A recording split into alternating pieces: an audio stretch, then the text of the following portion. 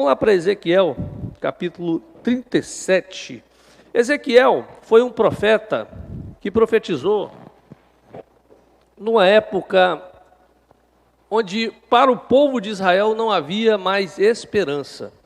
Queridos, o povo de Israel estava vivendo sobre sofrimento, humilhação, angústia, perda, dor. Esse era o momento de Israel. Talvez você fale, pastor, eu estou igual a Israel, passando por perdas, humilhação, casamento acabando, saúde. Ou seja, talvez você está vivendo igual a Israel estava vivendo.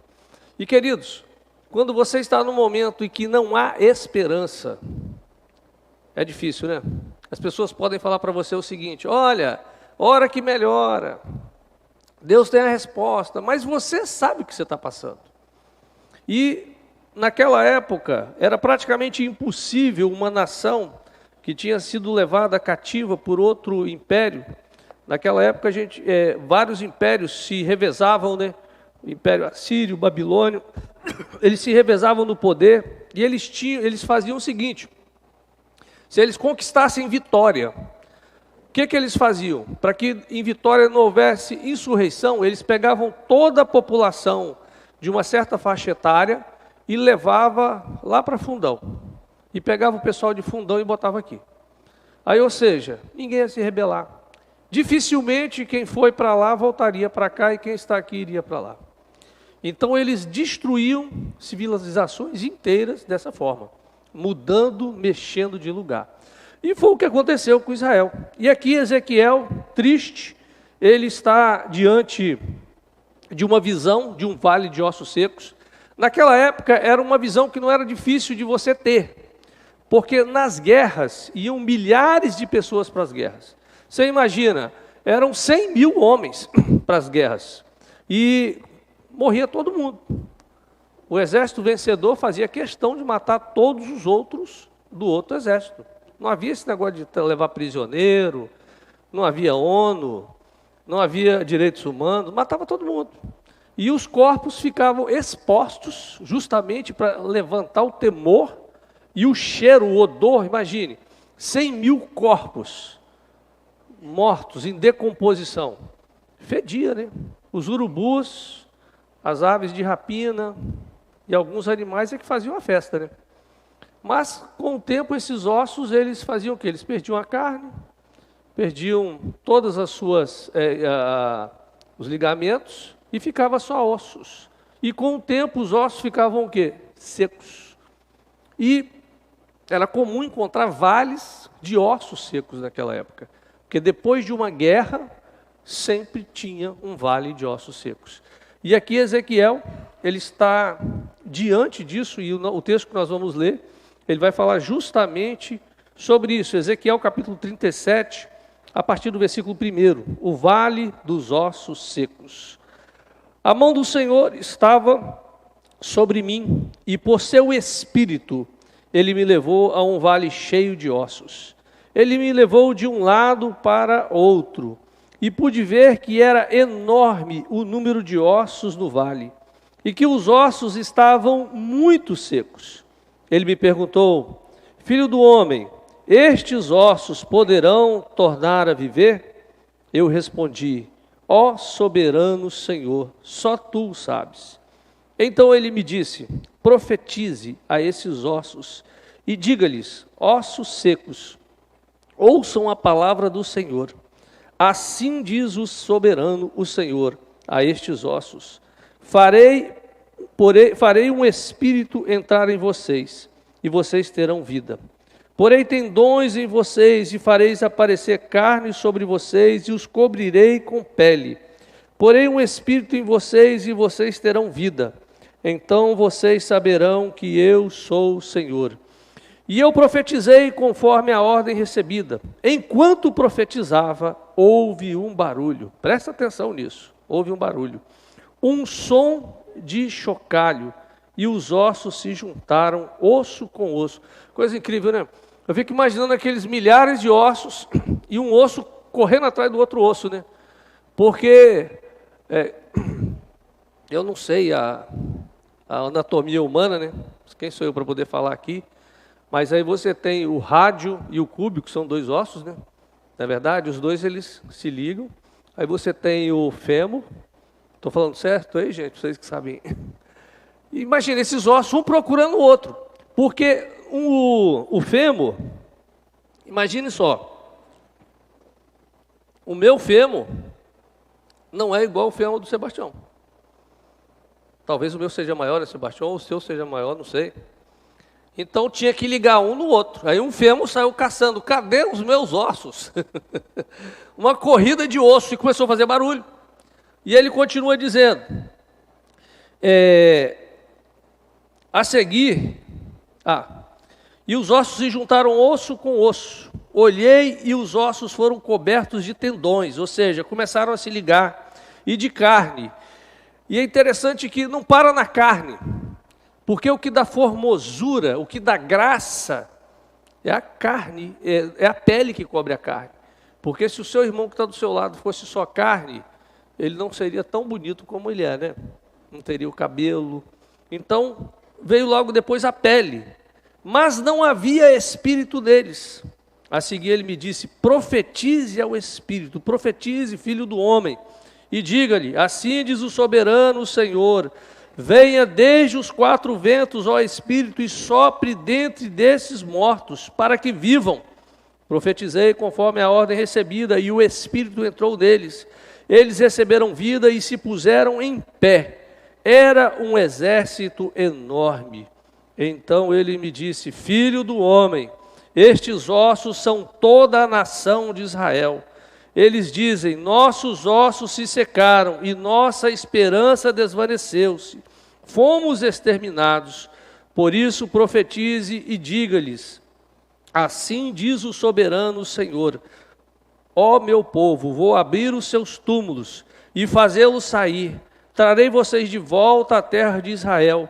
E quando eu abrir os seus túmulos e os fizer sair, vocês, meu povo, saberão que eu sou o Senhor. Porei o meu espírito em vocês, e vocês viverão.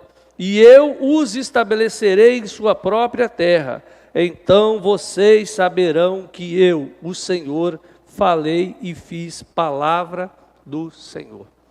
Gente, esse texto, essa madrugada, Deus me levou para esse texto, eu estava lendo sobre ele, refletindo, e é interessante que a palavra, ela é uma palavra muito atual, é uma palavra que fala sobre o poder de Deus e o que Deus quer fazer na vida da igreja, na sua vida, na sua família, é uma palavra que tem todo um contexto para o momento que talvez você está vivendo.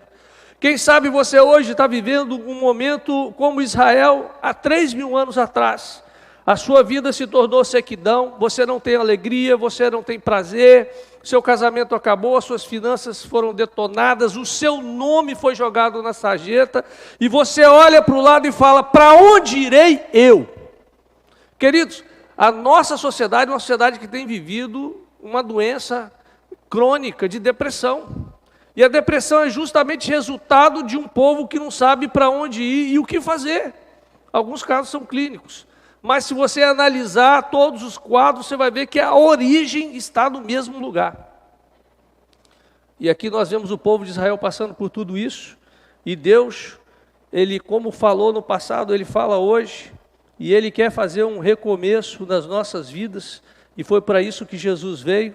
Ele veio para que as coisas velhas fossem deixadas para trás, e Jesus veio para que tudo se fizesse novo, como ele diz lá em João, no capítulo 11, versículo 25, Jesus ele veio para que eu e você, para que nós tenhamos a vida, e a vida em abundância. Isso é o que a palavra de Deus pede e quer para mim e para você.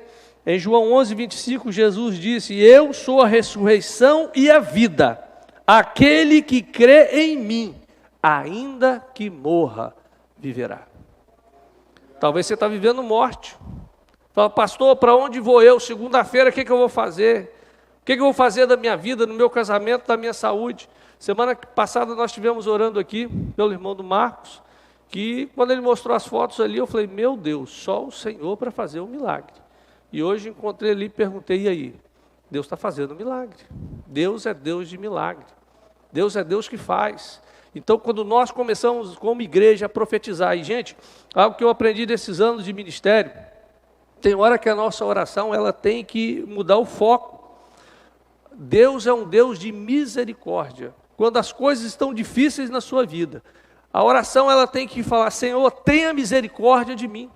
Deus jamais recusa uma oração pedindo misericórdia. Tem hora que você tem que parar e falar: Senhor, tenha misericórdia da minha vida. Tem misericórdia. Deus, Ele sempre vem em socorro daqueles que pedem misericórdia.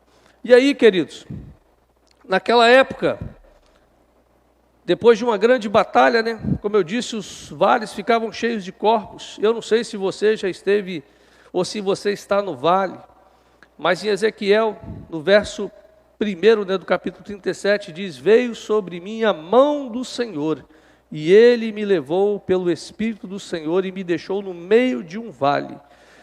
Às vezes a gente pensa que Deus ele vai levar a gente só para um jardim, né? Ah, Deus vai me levar para um jardim para ver anjos, coisas boas, mas às vezes Deus vai te levar você para um vale de ossos secos. Mas pastor, por quê? Porque Deus quer que você aprenda a profetizar, para que você aprenda e que você conheça quem é Deus.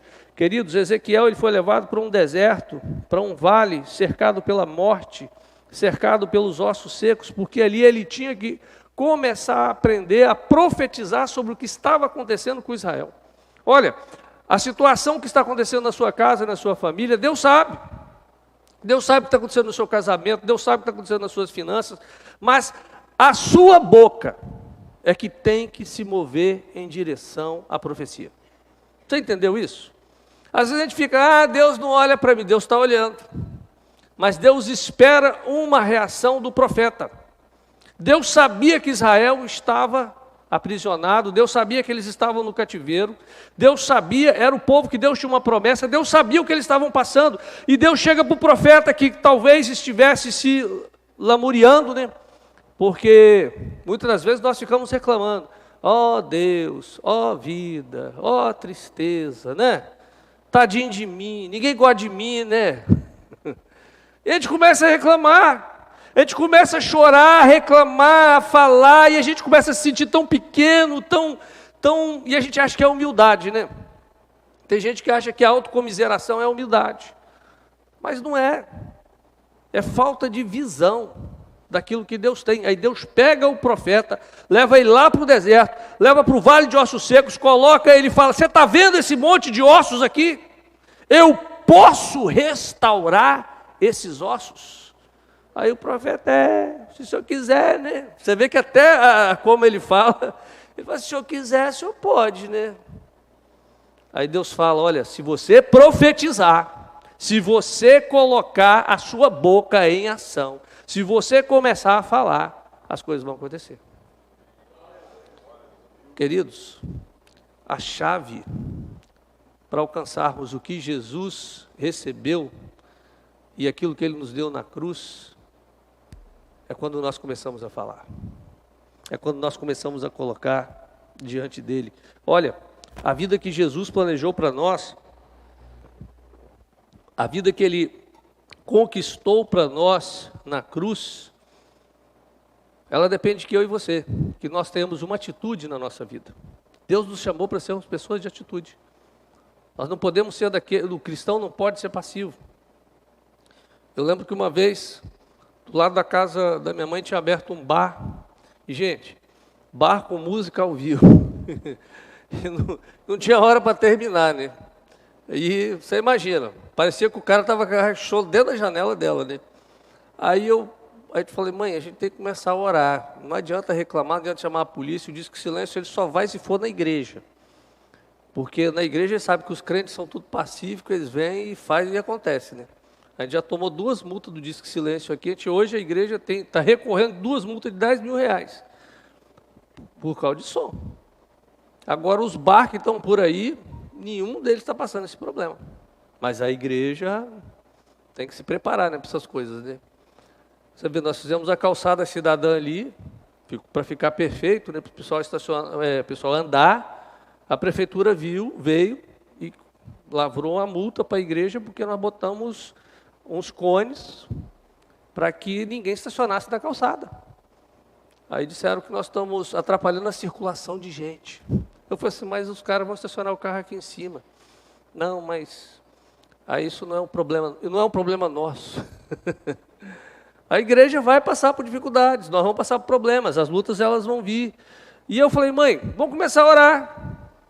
E começamos a orar, e a mãe começou a falar, para fechar, e fecha, que Deus dê uma coisa melhor para ele, que Deus promova, que Deus faça, né? E não deu outra. Não deu outra. Queridos, nós nos movemos no mundo espiritual. A igreja se move no mundo espiritual. As coisas acontecem no mundo espiritual. As coisas começam a acontecer quando nós nos movemos no mundo espiritual. E olha, às vezes nós passamos por pessoas que já não tem mais prazer nenhum. E você vê que tudo ali tem a ver, olha só, os ossos, é o caos, aí depois muitos ossos, muito caos, muita morte, e a Bíblia fala de carne, né, que Deus ele começa a restaurar a carne tem a ver com alegria. E às vezes nós estamos vivendo a vida do dia a dia, sem alegria, sem prazer nenhum, mas Deus te criou para esse mundo para você ter alegria, gente. Na verdade, a Bíblia diz que nós temos a alegria no Senhor. Não é felicidade, porque felicidade são coisas momentâneas, mas nós temos alegria. E a nossa alegria vem do Senhor. Vamos ter lutas? Vamos, mas no meio das lutas nós temos alegria. E a carne ele tem a ver justamente com isso. Ou seja, a alegria acabou, muitos casamentos acabou a alegria. Hoje eu estava vendo um vídeo e a pessoa foi entrevistada e perguntaram para ela o seguinte, você trocaria o seu marido por 3 milhões? Ela falou assim, até por 1. Mas quantos anos de casado você tem? 35. Mas 35? Já acabou a alegria. Aí eu, oh meu Deus do céu. Acabou a alegria. Estão convivendo, se suportando. Mas não é isso que a Bíblia quer. Amém? Você está entendendo? Começa a profetizar sobre o seu marido, mulher. Para a alegria voltar, voltar aquele homem carinhoso, aquela mulher carinhosa, aquela alegria. Quantos casamentos, né? A alegria foi embora, o prazer foi embora. O marido faz hora extra, porque fica atrás de hora extra, porque não quer chegar em casa, encontrar a mulher, né? Os filhos. Aí corre para o trabalho. Já vi muito homem assim, caçando hora extra, tem trabalho no final de semana, dá para trabalhar um pouquinho mais? Eu falei, rapaz... Não, em casa está o inferno, mas Deus pode transformar. Olha, quantos casamentos nós já vimos que tinha acabado, e Deus restaurou a alegria, porque o nosso Deus é o Deus que cumpre a palavra que é dita através da nossa boca. Se nós estamos em concordância com a palavra, com a promessa de Deus, olha, se há algo que Deus é um Deus de aliança.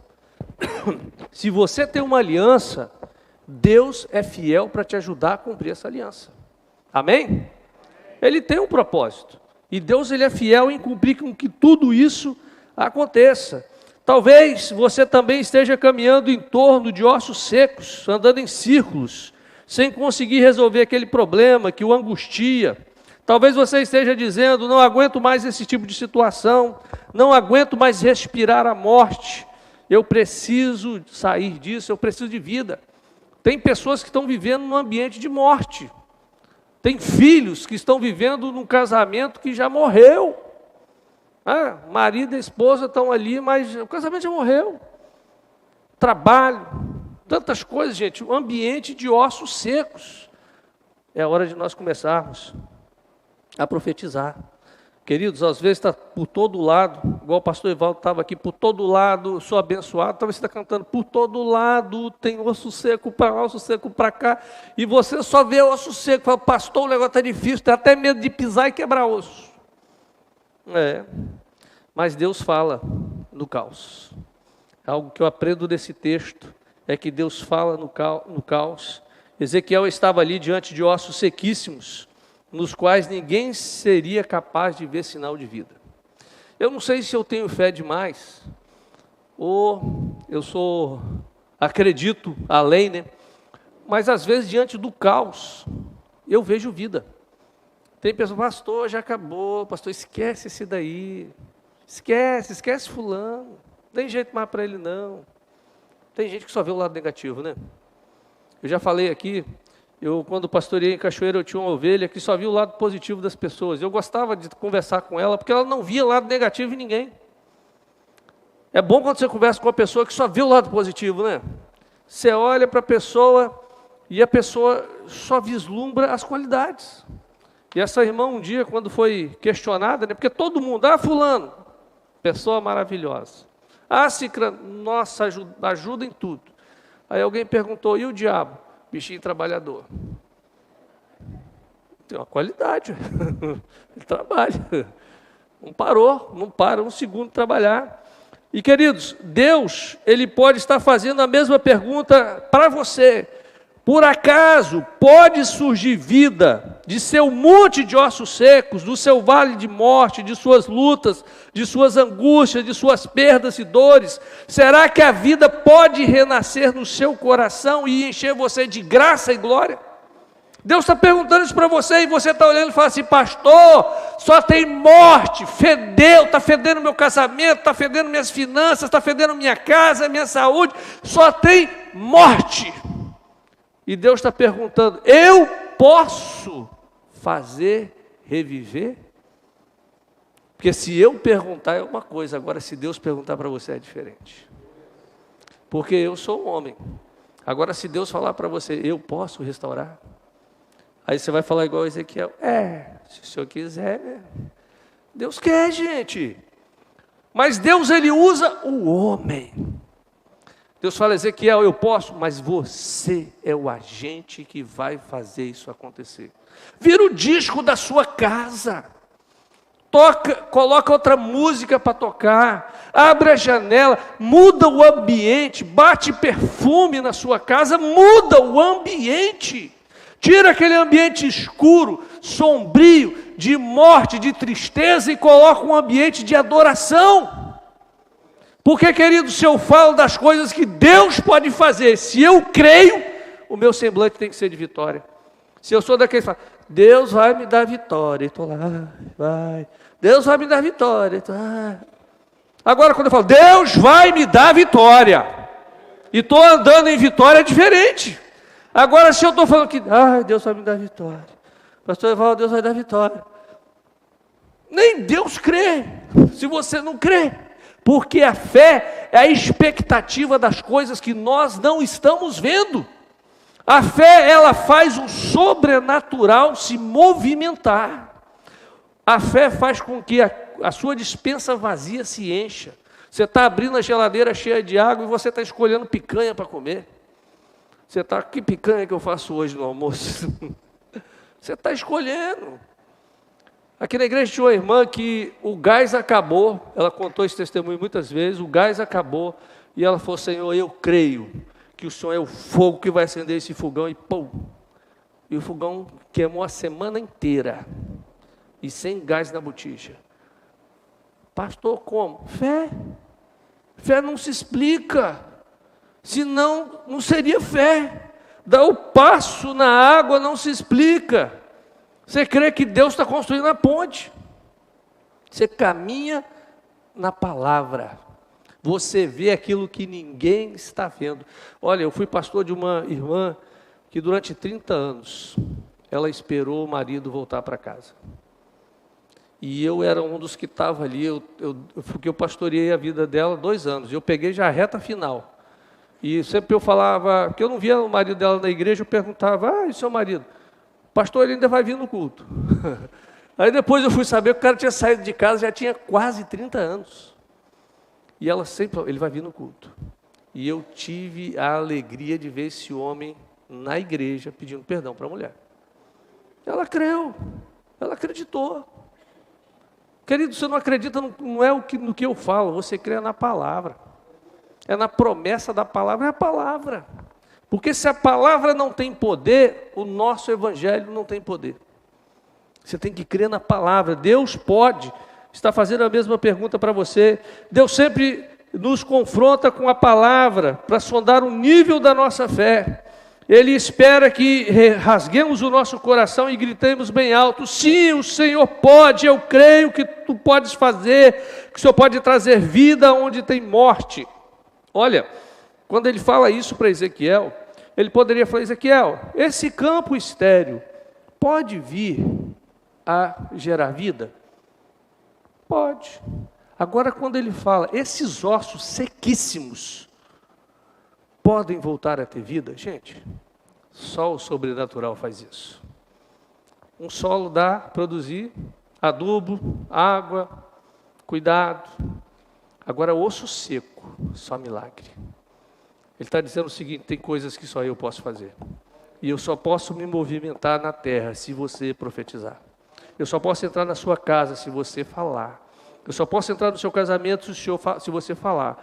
Mas Ele quer que você fale e que você creia.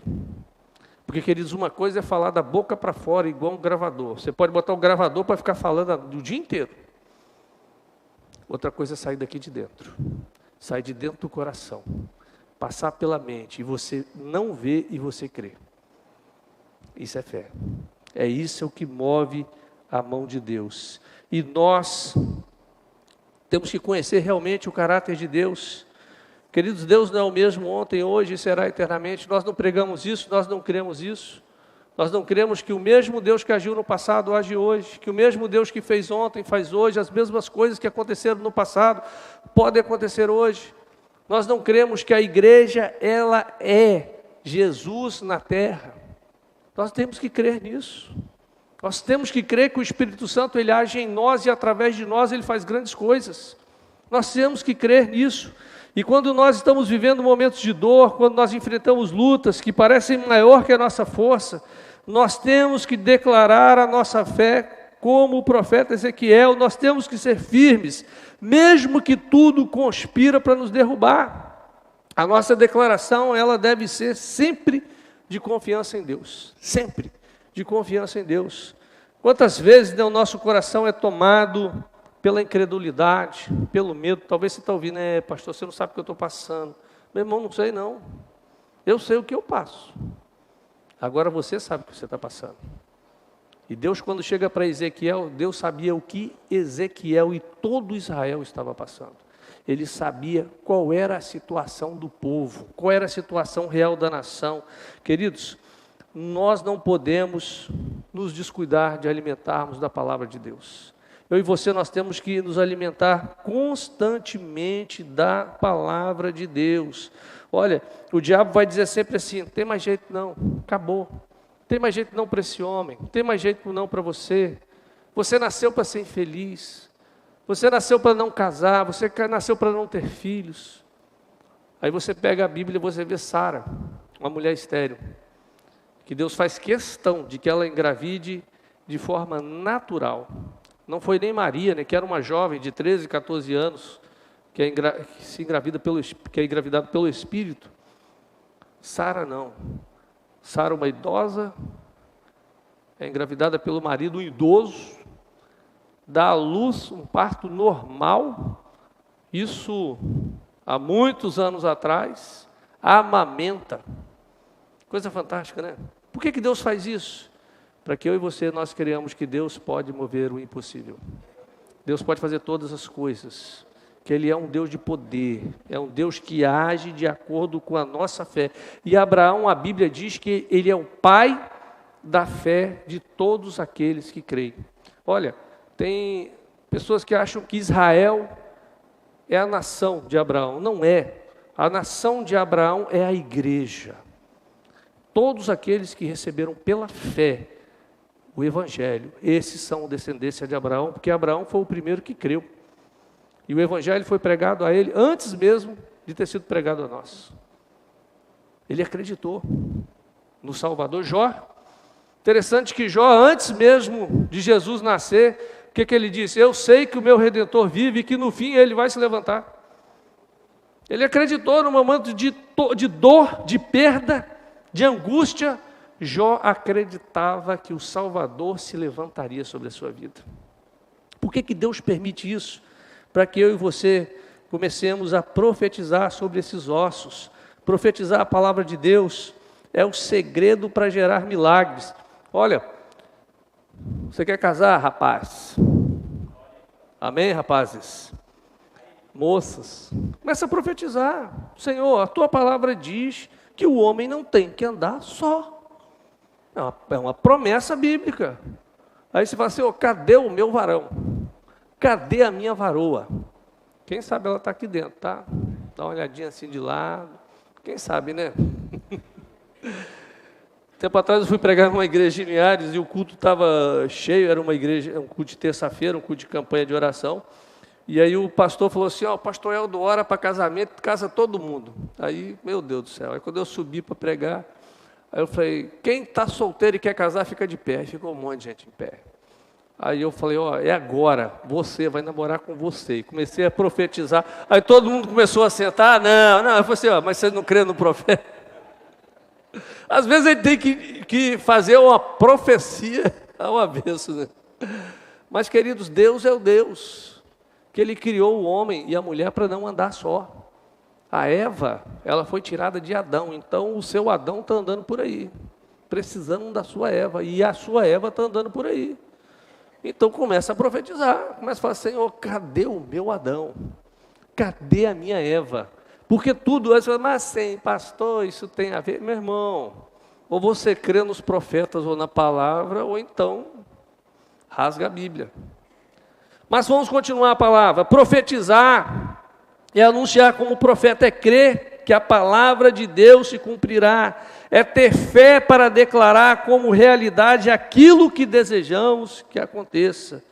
Tiago 4:14 diz, vós não sabeis o que sucederá amanhã. Salmo 62 diz, uma vez falou Deus, duas vezes ouvi isso, que o poder pertence a Deus.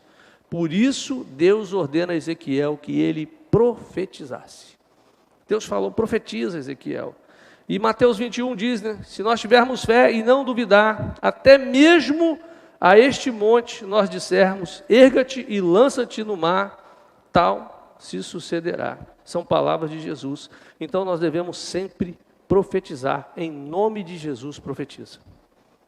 Eu creio, Jesus, que você pode. Gente, nós temos um mediador, Ele é Jesus. Ele está lá no trono, ao lado do Pai, e Ele intercede por nós. E quando nós falamos no nome dEle, Jesus, eu creio nas promessas, eu creio na Tua palavra, eu creio que o Senhor pode fazer, os céus começam a se mover. Porque a moeda dos céus é a fé. É a única moeda que faz o milagre acontecer. É a fé. Não é você dar dinheiro, não é essas coisas. É a fé. Você crê que Deus vai fazer. É você acreditar que Ele pode. E aí, queridos, o que você deve profetizar? Como? O que eu devo profetizar? Talvez você tenha dúvidas sobre o que você deve e o que precisa ser profetizado.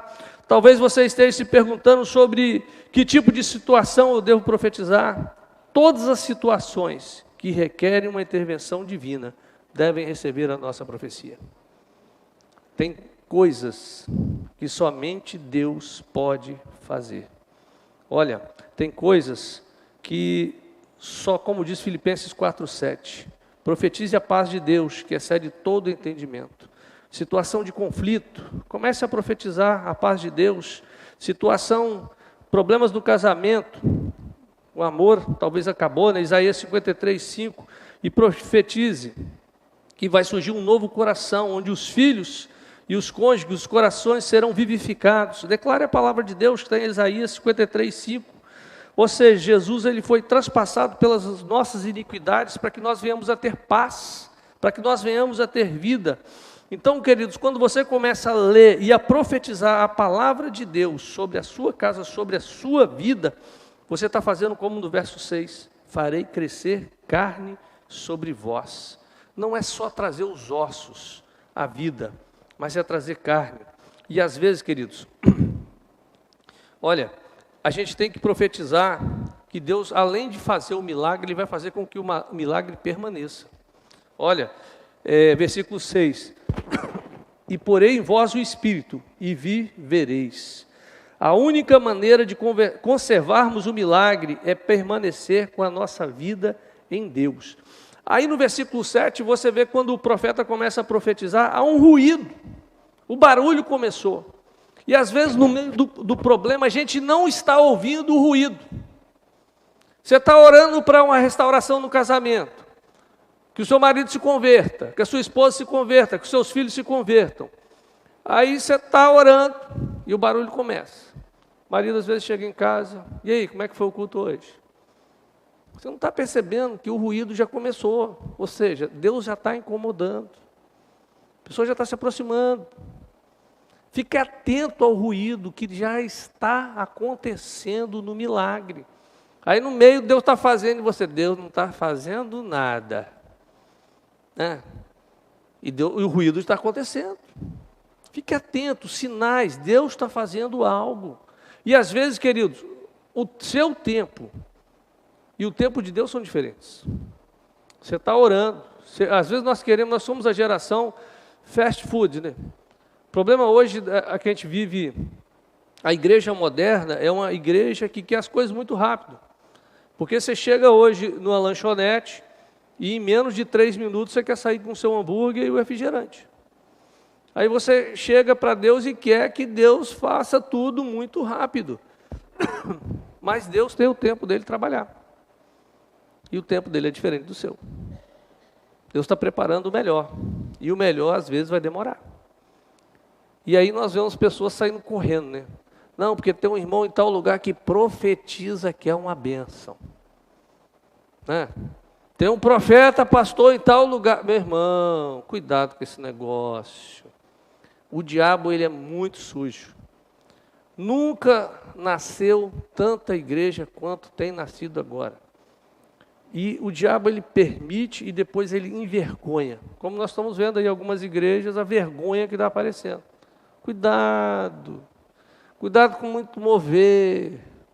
Quando o santo é muito forte, cuidado com esse milagre. Aonde vai a multidão não quer dizer que está a verdade. Fundamente na palavra, meu irmão. Tem que estar nisso aqui, ó. Às vezes aparece nome para poder chamar a atenção. Igreja com nome tal. E hoje é um tal de ter church, né? Church. Gente, nós estamos no Brasil, aqui é igreja.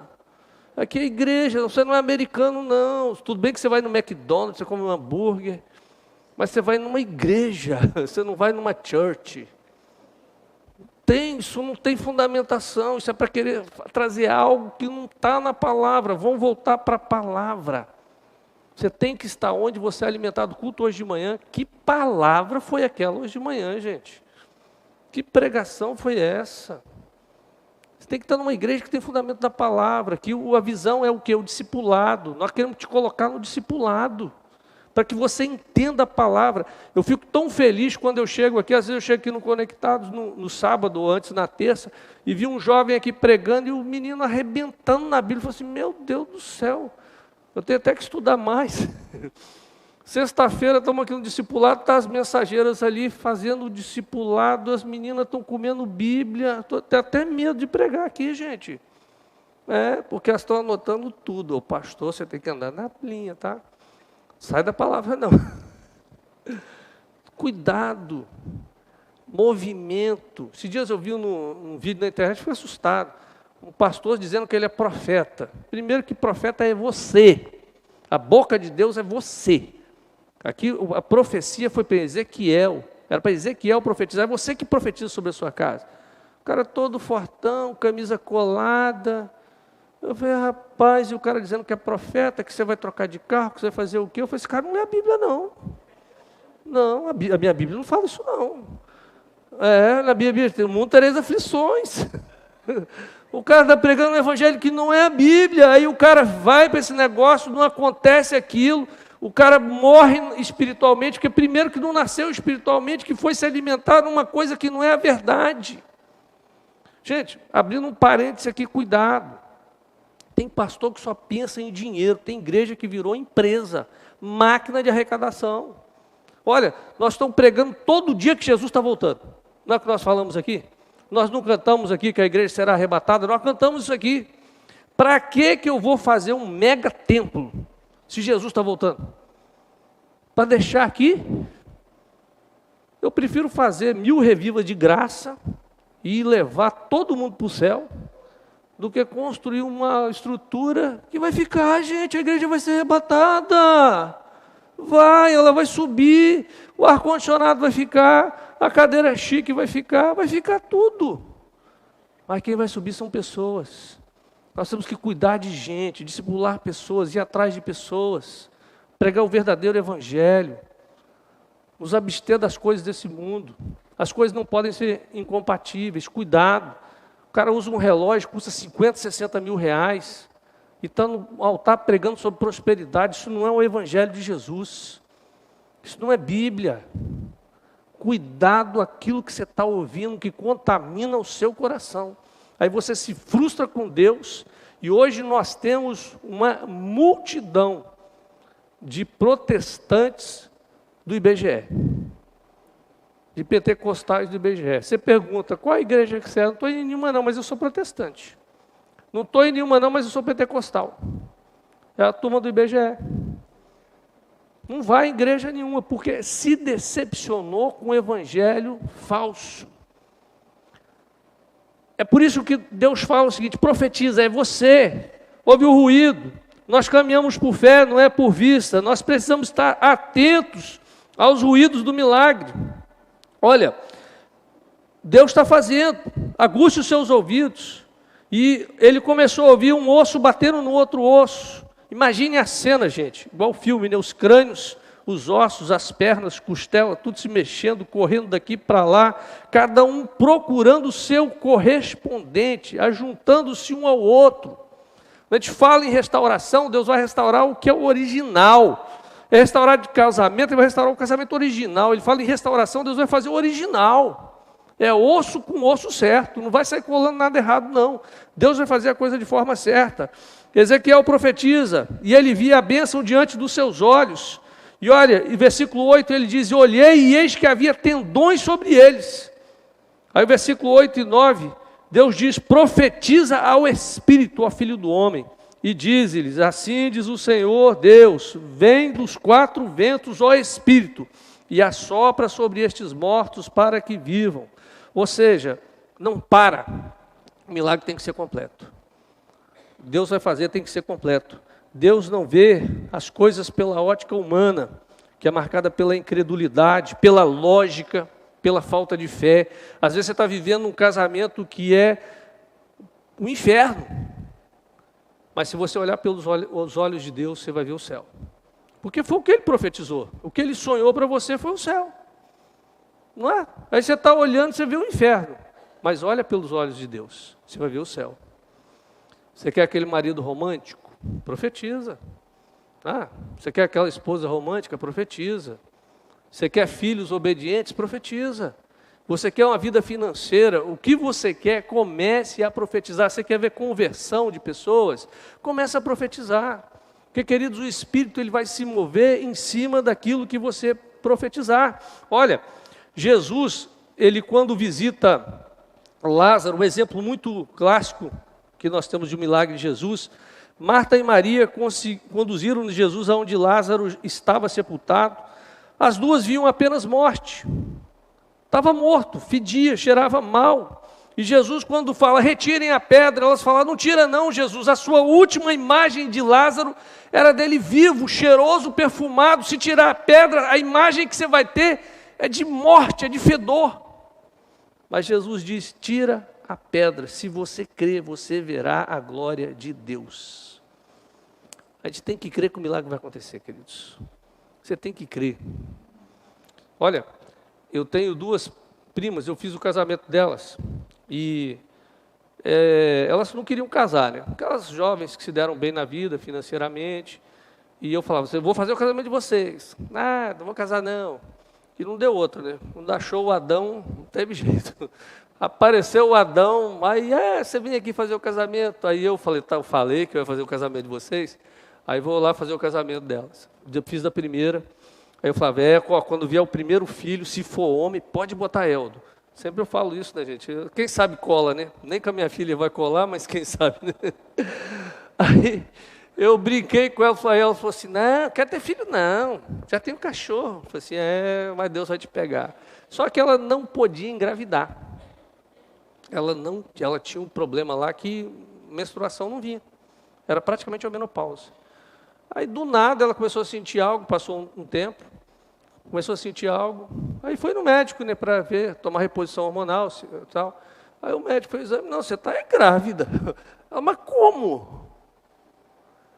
Mais de 40 anos.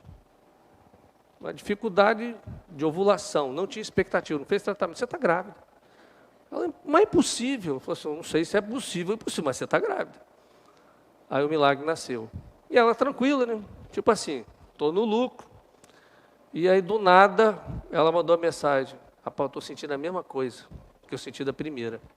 Mas é impossível, né? Um raio não cai no mesmo lugar duas vezes. Em setembro o raio nasce. E a outra que não podia engravidar, está grávida.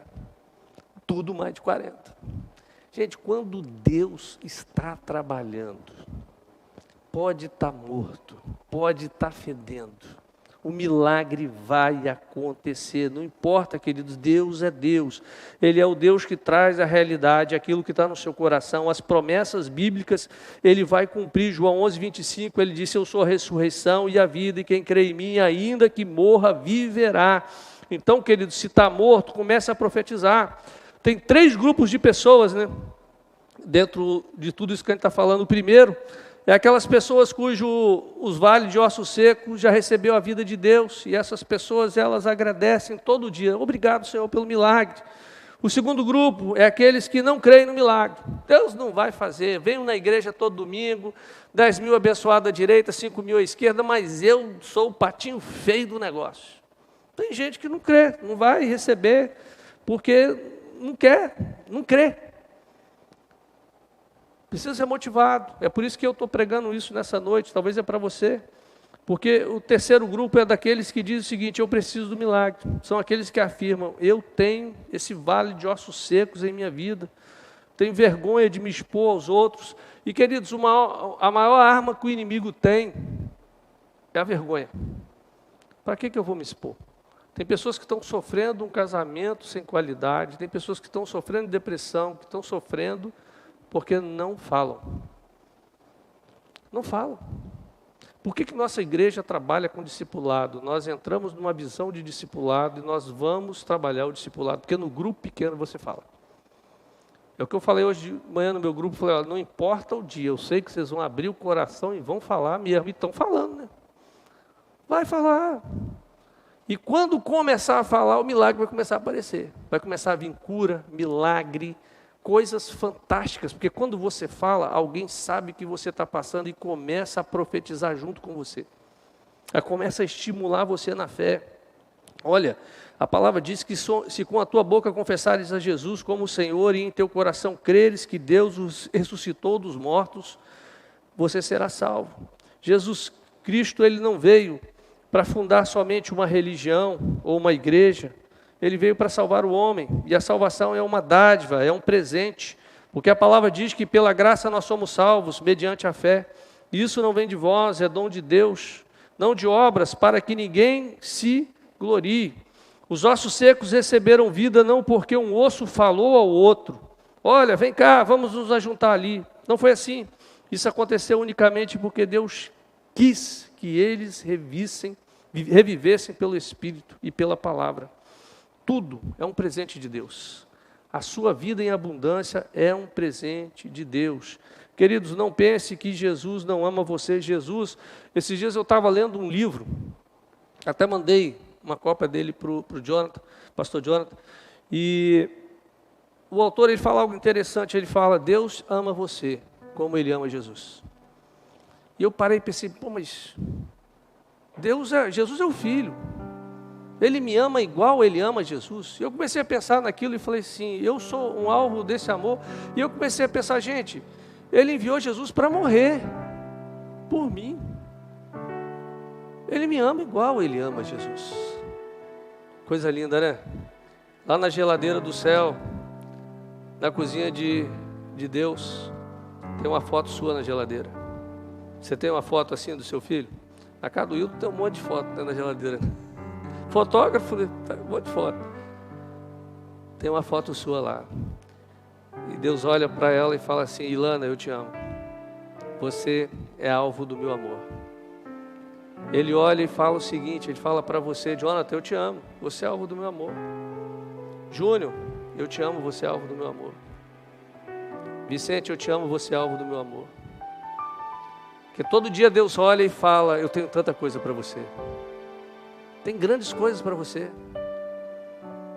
E às vezes nós não recebemos porque nós não entramos na sala de adoração com Ele.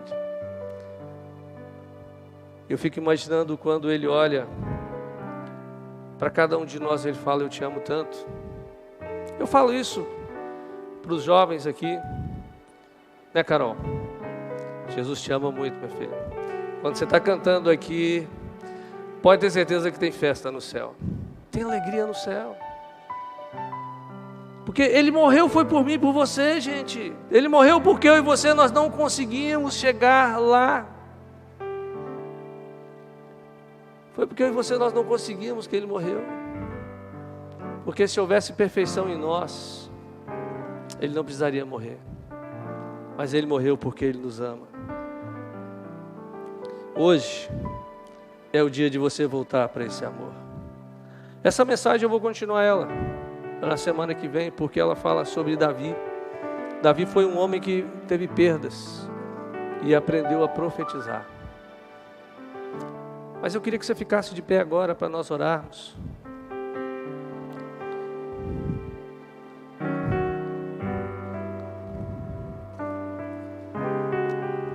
Qual vale de ossos secos você está passando? Só você sabe como é que está o vale. Só você sabe. Eu queria te convidar a vir aqui à frente, para você colocar esse vale diante do Senhor e junto nós profetizarmos. Você sabe como é que está difícil. Você olha para o vale e os ossos estão quebrando. O sol está quente e está estalando. Dá até medo de andar e quebrar mais ossos. Está difícil, mas Ele pode. É impossível, Ele pode. Porque quem faz milagre é Deus. E tudo começa com o profetizar. Eu quero te convidar. Sai do seu lugar, vem aqui para a gente orar junto. Nós vamos profetizar que o vale